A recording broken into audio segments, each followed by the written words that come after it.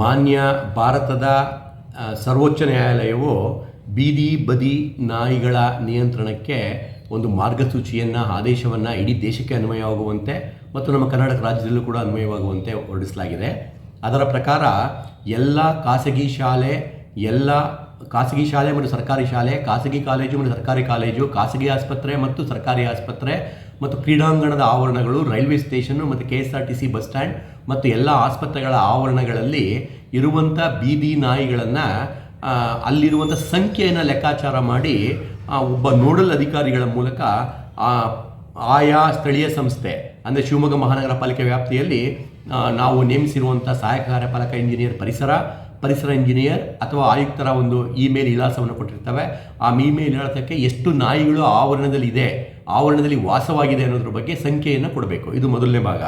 ಸಂಖ್ಯೆಯನ್ನು ಕೊಟ್ಟ ನಂತರ ಒಂದು ಪೂರ್ವ ನಿಗದಿ ಸಮಯವನ್ನು ನಿಗದಿಪಡಿಸಿಕೊಂಡು ಆ ಆವರಣದಲ್ಲಿರುವಂಥ ಒಬ್ಬ ನೋಡಲ್ ಅಧಿಕಾರಿಗಳು ಮತ್ತು ಪಾಲಿಕೆ ಅಥವಾ ಸ್ಥಳೀಯ ಸಂಸ್ಥೆಯ ಒಬ್ಬ ನೋಡಲ್ ಅಧಿಕಾರಿಗಳು ಒಟ್ಟಾಗಿ ಸೇರಿ ಆ ಒಂದು 5 ಅಥವಾ 10 ಅಥವಾ 15 ಅಥವಾ 8 ಏನು ಸಂಖ್ಯೆಗಳ ನಾಯಿಗಳನ್ನು ಕೊಡ್ತಾರೆ, ಅದನ್ನು ದಾಖಲೆಗಳ ಸಮೇತ ಚಿತ್ರಗಳ ಸಮೇತ ಅದನ್ನು ಹಿಡಿದು ಅದನ್ನು ಆಶ್ರಯ ತಾಣಗಳಿಗೆ, ಡಾಗ್ ಪೌಂಡಿಂಗ್ ಸೆಂಟರ್ ಅಂತ ಕರೀತಾರೆ, ಆಶ್ರಯ ತಾಣಗಳಿಗೆ ಸ್ಥಳಾಂತರಗೊಳಿಸುವ ಕೆಲಸವನ್ನು ಸ್ಥಳೀಯ ಸಂಸ್ಥೆಗಳು ಮಾಡಬೇಕು. ಆ ಸ್ಥಳಾಂತರಿಸಿದ ನಾಯಿಗಳಿಗೆ ಆ್ಯಂಟಿ ರೇಬಿಸ್ ಇಂಜೆಕ್ಷನ್ ಹಾಕಿ, ಜೊತೆಗೆ ಅದಕ್ಕೆ ಡಿವರ್ಮಿಂಗ್ ಟ್ಯಾಬ್ಲೆಟ್ಸ್ಗಳನ್ನ ಹಾಕಿ ಮತ್ತು ಅದಕ್ಕೆ ಎಲ್ಲ ಥರದ ಒಂದು ಆಹಾರವನ್ನು ಕೊಟ್ಟು ಯಾವುದೇ ಕಾರಣಕ್ಕೂ ಮತ್ತೆ ವಾಪಸ್ಸು ಆವರಣದಲ್ಲಿ ಬಿಡುವುದಾಗಲಿ ಅಥವಾ ಬೀದಿಗಳಿಗೆ ಬಿಡುವುದಾಗಲಿ ಮಾಡಿದಲೇ ಅದನ್ನು ಅಲ್ಲೇ ಬಂದ್ಬಿಟ್ಟು ಅಲ್ಲೇ ಬಂದು ಪ್ರತಿಬಂಧಕ ಮಾಡಿ ನಿರ್ಬಂಧ ಮಾಡಿ ಇಟ್ಕೊಳ್ಳುವಂಥ ವ್ಯವಸ್ಥೆಯನ್ನು ಪಾಲಿಕೆ ಮಾಡಬೇಕು ಅಂತ ಈಗ ಸುತ್ತೋಲೆ ಹೇಳುತ್ತೆ. ಅದರ ಪ್ರಕಾರ ಎಲ್ಲ ಖಾಸಗಿ ಆಸ್ಪತ್ರೆ, ಸರ್ಕಾರಿ ಆಸ್ಪತ್ರೆ, ಖಾಸಗಿ ಶಾಲೆ, ಸರ್ಕಾರಿ ಶಾಲೆ, KSRTC bus stand, railway station ಎಲ್ಲರಿಗೂ ಕೂಡ ಪಾಲಿಕೆಯನ್ನು ನೋಟಿಸ್ ಕೊಡೋ ಕೆಲಸನ ಆರಂಭ ಮಾಡಿದ್ದೇವೆ. ಇನ್ನು 10-15 ದಿನದಲ್ಲಿ ಎಷ್ಟು ನಾಯಿಗಳ ಸಂಖ್ಯೆ ನಿಖರವಾಗಿದೆ ಅಂತ ತಿಳ್ಕೊಂಡು ಅದನ್ನು ಸೂಕ್ತ ರೀತಿಯಲ್ಲಿ ಯಾವ ರೀತಿ ಸ್ಥಳಾಂತರಗೊಳಿಸಬೇಕು ಅಂತ ಕಾರ್ಯರೂಪುರೇಷೆಗಳನ್ನು ಅಳವಡಿಸಿಕೊಳ್ಳಲಾಗಿದೆ. ಮುಂದುವರೆದಂತೆ ಒಂದು ನಿಖರವಾದ ದಿನದಂದು ಆ ಒಂದು ಆವರಣದಲ್ಲಿರುವಂಥ ಎಲ್ಲ ನಾಯಿಗಳನ್ನು ಸ್ಥಳಾಂತರಗೊಳಿಸಿದ ಮೇಲೆ ಮುಂದೆ ಇನ್ನು ಹೆಚ್ಚುವರಿ ನಾಯಿಗಳು ಬಂದು ಅಲ್ಲಿ ಬಿಡಾಡಿ ಹೂಡದ ಹಾಗೆ ಕಾಂಪೌಂಡ್ನ ಹಾಕೋದು, ಬೇಲಿಗಳನ್ನು ಹಾಕೋದು, ಗೇಟ್ಗಳನ್ನ ಸುರಕ್ಷತೆ ಮಾಡೋದು, ಕಾವಲು ಮತ್ತು ಭದ್ರತೆಗಳನ್ನು ವ್ಯವಸ್ಥೆ ಮಾಡೋದು ಆಯಾ ಖಾಸಗಿ ಆಸ್ಪತ್ರೆ, ಸರ್ಕಾರಿ ಆಸ್ಪತ್ರೆ, KSRTC ಅಥವಾ ರೈಲ್ವೆ ಸ್ಟೇಷನ್ನು ಅಥವಾ ಆ ಒಂದು ಆವರಣದಲ್ಲಿರುವಂಥ ಶಾಲಾ ಕಾಲೇಜುಗಳಿಗೆ ಆಡಳಿತ ಮಂಡಳಿಗೆ ಅದು ಒಳಪಟ್ಟಿರುತ್ತೆ. ಆದಾಗ್ಯೂ ಕೂಡ ಮತ್ತೆ ಒಂದು ಬಾರಿ ಸ್ಥಳಾಂತರ ಮಾಡಿದ ಮೇಲೆ ಮತ್ತೊಮ್ಮೆ ಆ ಜಾಗದಲ್ಲಿ ನಾಯಿಗಳು ವಾಸ ಮಾಡಿದ್ರೆ ಅದನ್ನು ಸ್ಥಳಾಂತರಿಸುವ ಸಂಪೂರ್ಣ ಖರ್ಚು ವೆಚ್ಚಗಳನ್ನು ಭರಿಸಲಿಕ್ಕೆ ಆವರಣದವರು ಅಥವಾ ಒಂದು ಆಡಳಿತ ಮಂಡಳಿ ಜವಾಬ್ದಾರರಾಗ್ತದೆ. ಇದನ್ನೆಲ್ಲವನ್ನು ವಿವರವಾಗಿ ಬಂದುಬಿಟ್ಟು ಪಟ್ಟಿ ಮಾಡಿ ಈಗಾಗಲೇ ಬಂದುಬಿಟ್ಟು ಎಲ್ಲ ಥರ ಸರ್ಕಾರಿ ಮತ್ತು ಖಾಸಗಿ ಆವರಣದವರಿಗೆ ನೋಟಿಸ್ಗಳನ್ನು ಕೊಡುವಂಥ ಕಾರ್ಯವನ್ನು ಪಾಲಿಕೆ ಮಾಡ್ತಾ ಇದೆ.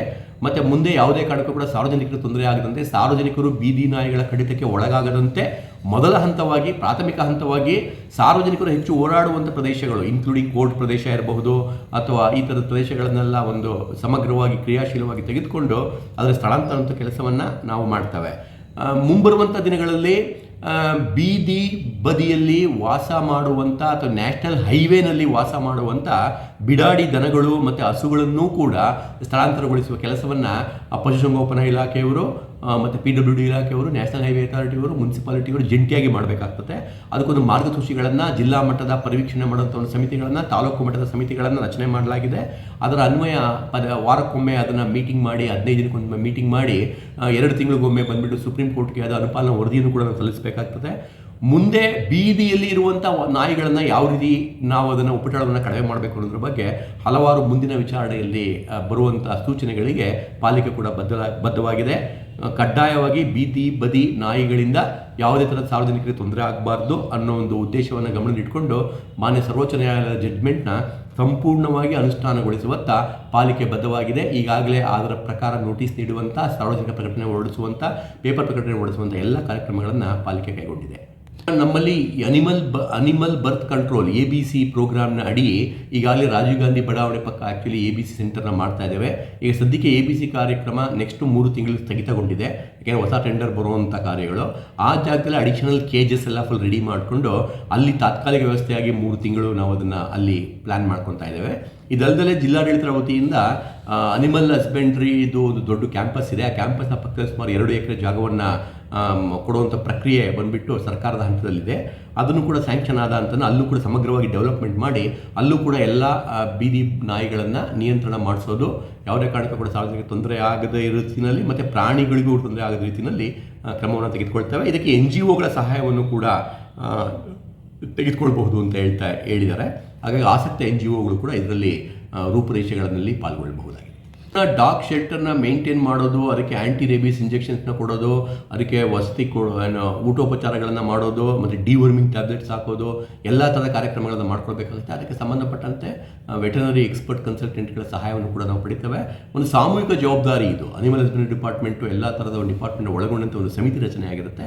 ಆ ಸಮಿತಿ ಕೂಡ ಅದಕ್ಕೆ ಕಾಲಕಾಲಕ್ಕೆ ಗೈಡ್ ಮಾಡುತ್ತೆ. ಈಗ ಮಾನ್ಯ ಸರ್ವೋಚ್ಚ ನ್ಯಾಯಾಲಯದ ಡೈರೆಕ್ಷನ್ ಪ್ರಕಾರ ಮೊದಲ ಆದ್ಯತೆಯಾಗಿ ಹೆಚ್ಚು ಜನಗಳು ಸಾರ್ವಜನಿಕವಾಗಿ ಪದೇ ಪ್ರವೇಶ ಮಾಡ್ತಾ ಇರೋ ಸ್ಥಳಗಳಾದಂಥ ಶಾಲೆ, college, hospital, KSRTC bus stand, private bus stand, railway station ಈ ಥರದನ್ನ ಮೊದಲು ಆದ್ಯತೆಯಾಗಿ ತೆಗೆದುಕೊಂಡಿದ್ದೇವೆ.